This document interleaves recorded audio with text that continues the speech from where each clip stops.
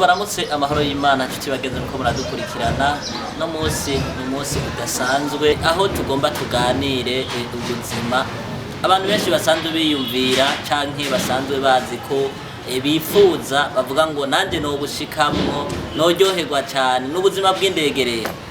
Aho tugiye kuvugana kubijanye n'indege benshi turayizi, benshi turayikunda, benshi turavuga ngo ico dufasha tukagira mu ndege twoba dutomboye coba giciyemwo nkuko benshi bakunda kubivuga. Hamwe n'ivyo rero uno munsi tuza kuvugana ku buzima bujanye n'indege. Indege aho turaza kugera no mu ndege turabe mbega uri hejuru mu ndege uri mu kirere bigenda gute, mbega iyo uri mu ndege bigenda gute. Hamwe n'ivyo rero byose turaza kubigendako, ndetse turaza kuja no mu ndege tuze kuraba turi mu kirere ngene tubona ngaha munsi aha kwisi ngene bigenda.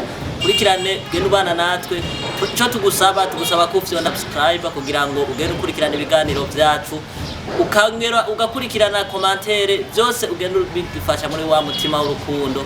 Ugende ubana natwe rero kugira ngo ugende udukurikirana.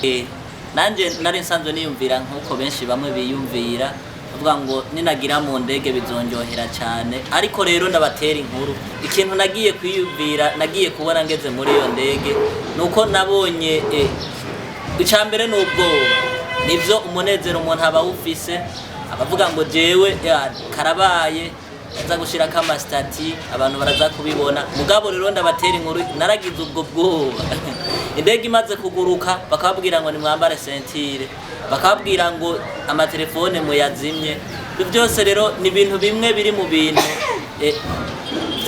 biba biteye ubwoba, aho uba ubona ufise ekra imbere yawe uvuga ngo reka ngende ndabe ibigira bibi. Turagenda rero turagenda mu kirere, turabandanya, indege iragenda igahinda ikagenda kugeraho tuza kugera ahantu kwisi tutahabona. Nibaza ko byose muraza kubibona.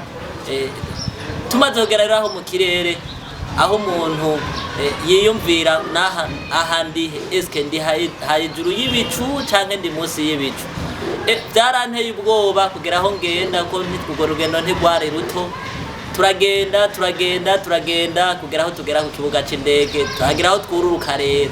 Naho nyene vyabaye ibibazo kubera ko imaze kururuka haraba ico twita kujugumira cyane canke kugira ingufu nyinshi iri kwiramanuka kugira ishike hasi. Byari ibintu bitoroshe cyane bagenzi. Aho ni hamwe usanga ushobora gusanga wafashe n'intebe kugira ngo ubambire ntimuhave ukoroka.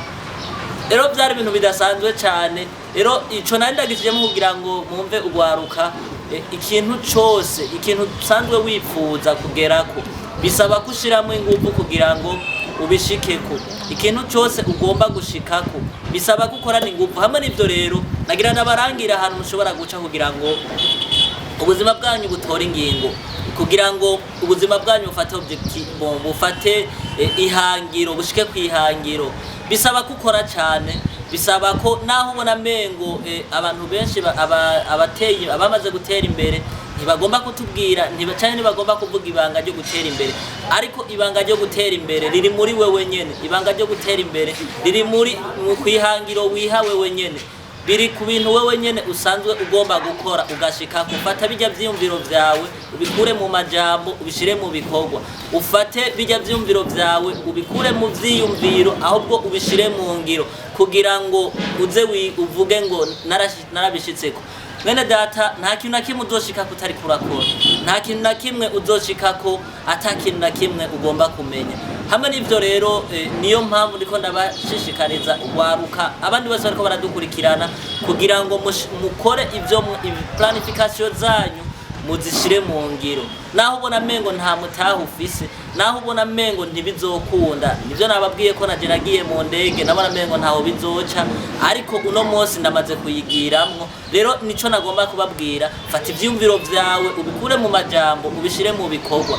Ufate ivyumviro vyawe ukivyiyumvira hajya wavyanditse, utangura ukora ica mbere, ica kabiri, ica gatatu, kubera ko hazogera igihe usanga umaze kuba ufise uburambe muri ivyo bintu, umenye ukuri, umenye ico ushobora gufata, kuko uko ukora ibintu vyinshi niko ubona ingingo yo gutandukanya ivyo bikorwa nico ushobora guhitamwo kugira ngo ugende ukora. Hamwe n'ivyo rero tubashimire cyane nshuti bagenzi bariko muradukurikirana kuri Vision Talk Media. Kuri microphone mwari kumwe na Hatungimana Claude, umukunzi wanyu, umukozi wanyu. Mudukurikirane tubibutsa ko dufise formation y'ugwaruka janye n'inyigisho za YouTube. Mudukurikirane mukande aho kuri sabone kugira ngo ibiganiro vyacu mugende mubibona, ndetse inimero zacu aho mushobora kuturonkera murashobora kwandika muri commentaire cyangwa hariko inimero zacu mushobora kudutorako.